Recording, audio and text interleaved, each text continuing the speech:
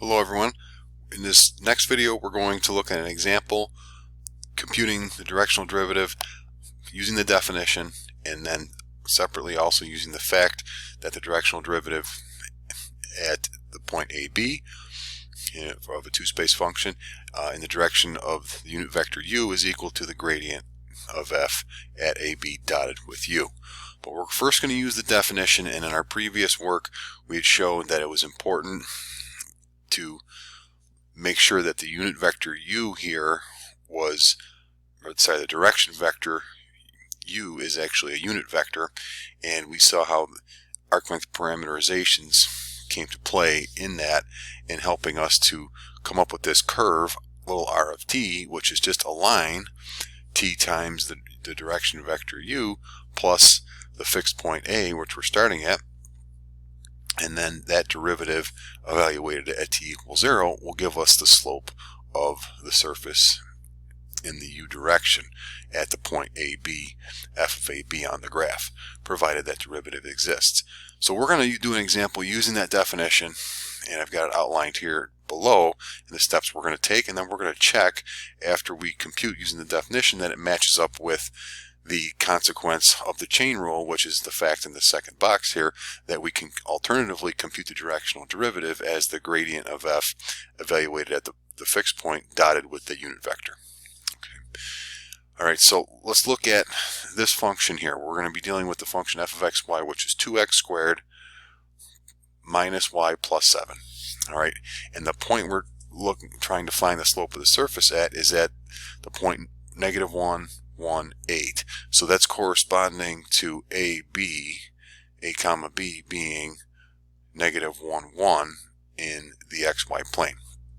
And we're trying to find the slope at that, above that point on the graph. All right, if we're moving from, starting at that point and we're moving in the direction dictated by the vector 3, 4. So we're thinking about this in the xy plane. That's our compass direction.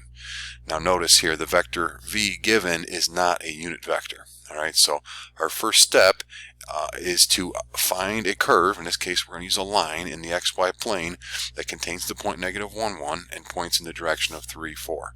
We saw in our previous work how to do that. Alright, we're going to write down the vector valued function r of t, where it's going to be t times the unit vector u plus the fixed point vector AB. Now our first job therefore is going to be able to normalize the vector, find a unit vector pointing in the same direction as the vector v, which is 3, 4. Well, the magnitude of v is the square root of the sum of the squares of the components, so the square root of 3 squared plus 4 squared, which is going to give us the square root of 9 plus 16, which is the square root of 25. Which is 5. Alright, so it comes out nice. Alright, now what is the vector u going to be defined then? It's going to be v divided by its magnitude. Well, that's like dividing by the magnitude, which is 5, is like multiplying by 1/5. We're going to do 1/5 times the vector 3, 4. And that's going to give us the vector u then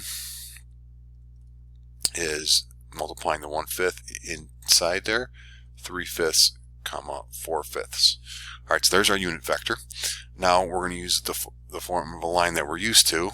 Alright, and we're just going to write it out. What does the vector valued function little r of t become? Well, it's going to be t times u plus ab, as we set up above. Alright, well, putting in a and b now. Alright, what are we going to get? I'm just going to rewrite it below here. We're going to get t times the vector 3, 5, 3/5, 4/5, plus the point we're starting at is negative 1, 1.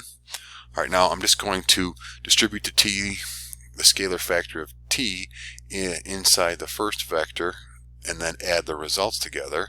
So we're going to get 3/5 t minus 1 in the first component, and then 4/5 t plus 1, because the second component of the second vector is positive 1. Alright, so there's our vector little r of t. Now we're going to take that vector, plug it into the function f to obtain what we've described in our previous videos is capital R of t. It's the image curve on the graph of the function. So what is that going to be for us here?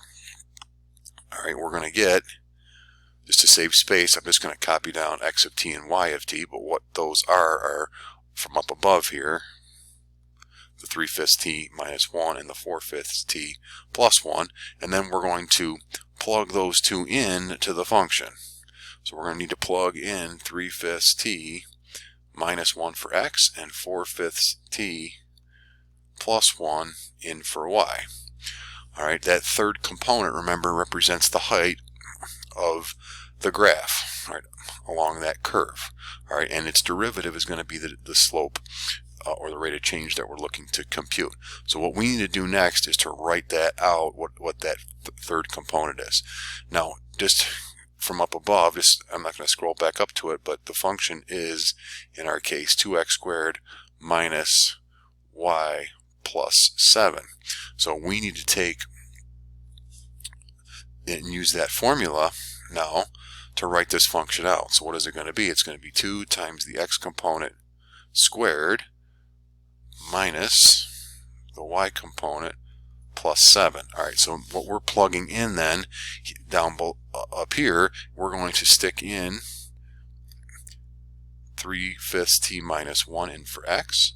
We're going to take 4/5 t plus 1 and stick that in for y, and that's going to give us our height function. Alright, so let's just put that in, and then we will go through and compute the appropriate derivative. Alright, so we're going to have inside of here 3/5 t minus 1, and that's quantity squared, and then minus 4/5 t plus 1. Okay, next. Alright, so that is the height function we were talking so much about in video 1 and video 2 in dealing with directional derivatives. Now, alright, what our work has shown us, we're building this up so that that curve we plugged in was parameterized by arc length.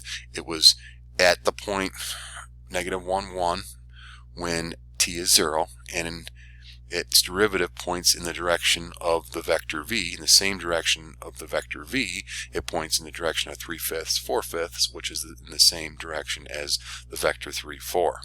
Now we got to compute the derivative of that height function, of that last component of the function capital R of t. And we have to use the chain rule. We're going to get, bringing the exponent 2 down to compute the derivative, we're going to get 4 times, drop the exponent to 1, leave the inside alone, 3/5 t minus 1. Then we need to multiply by the derivative of the inside function with respect to t, which is simply 3/5, minus the derivative of the next term in here is just simply 4/5, and then derivative of 7 is 0. Okay, fine. I'm not even going to simplify that formula down. All we got to do is plug in t equals 0, and we have from the definition what the directional derivative is. So we're going to plug in 0 for t wherever we see t, and we only see t ending up in one spot in our derivative formula, so that's where we're going to plug in 0. So we're going to get 4 times 3/5 times 0 is 0 minus 1 times 3/5 minus 4/5. And then just simplifying here, what does this come out to? We get 4 times -1 times, so that's -4. -4 times 3/5 is -12/5 minus 4/5, which is going to give me -16/5. Which, if you simplify that, that comes out to a nice decimal. It's -3.2. Okay, so there we go. That's a little bit of work for sure, but that's to emphasize the definition for the directional derivative. Alright, now let's check the shorter way to compute this actually. So let's actually compute the gradient. So for our function f of x, y is 2x squared minus y plus 7. Its partial derivative with respect to x is 4x. The partial derivative with respect to y, in this example, comes out constant, comes out to be -1. Alright, so what is then the gradient of f at -1, 1? Well, remember what the gradient is. It's the partial derivative with respect to x in the first component, so we got to plug in -1, 1 to that formula. And then the partial derivative with respect to y in the second component, so we're going to plug in -1, 1 there. And let's see what we end up getting. Well, plugging in to the formulas 4x and -1. The second component is just -1 constantly. No matter what point we plug in 4 times our x value, and therefore our gradient is -4 comma -1. Alright, so now when we compute the gradient of f, finally now evaluated at -1, 1, dotted with u, that's what the directional derivative is equivalent to. And then what do we end up getting? We get the numerical vector -4, -1, dotted with the vector u, which was 3/5, 4/5. Again, important that we have the normalized vector u in there, not the original vector v. And then doing the dot product, we multiply the first components, second components, and add, we get -12/5 plus -4/5, which lo and behold is giving us the -16/5 once again. Alright, and as we said, we could simplify this down to a nice decimal, -3.2. Alright, now we're going to go over to check this out graphically, but just a quick note that that is certainly much simpler to do that. Again, we did the first way just to emphasize the definition and some of the concepts we covered in the previous videos. Whenever you're in practice and you're computing the directional derivative, you're going to use this result, which is a consequence of the chain rule, that is the gradient at the point we're focusing on dotted with that unit vector. Alright, I have this plotted in Maple. I'm just going to go over to that now. So this is a graph of the surface. I'm just going to rotate this around a little bit. Alright, so that's 2x squared minus y plus 7. Alright, and I'm just going to play through what I have here. This is an animation, and so I want you to look at on here is a couple of things that you're seeing in the graph, and then the parameter values up top. At the bottom, we have the directional derivative value there. Alright, so when I click on the graph here and play through the animation, it's going to show a couple of things. Alright, and I'm just going to show you that from a couple of different vantage points. Alright, so what it's doing is it's showing the red curve in the XY plane. That's the curved little r of t that we fed into the function. It's showing on here the black curve is the corresponding image. Alright, so if I rotate this down to look kind of down on top of it as we're looking down on the XY plane, the red and the curve, or the black curve, is right on top of the red one. Again, the black curve is capital R of t, as I've referred to, and the red curve is little r of t. Alright, and what we're seeing here is, if we play through it from this vantage point, the curve's getting traced out in the XY plane, the image on the surface, and the blue is the tangent line at each respective point on there. Alright, so going back to where we start here, what we're looking at here is, I'm just going to reverse this again to start this over. It's starting with the parameter value t equals -2. Now, what direction are we going in? So we're starting over here. As t is going forward, increasing, we are going in the direction of the vector 3, 4. So we're going towards the first quadrant, which is here. Alright, so this line, that's why it's increasing and coming this way. Alright, now what we were saying was we wanted to compute the directional derivative, alright, when we're at that specific point above -1, 1, and that happens when the parameter, as I've outlined in the OneNote notes there, was equal to 0. So when t is equal to 0, we're at the corresponding point on the graph. We can see our tangent line has negative slope, okay, and then at the bottom of the graph, the directional derivative is matching up. It's -3.2. Alright, and that will do it for this example.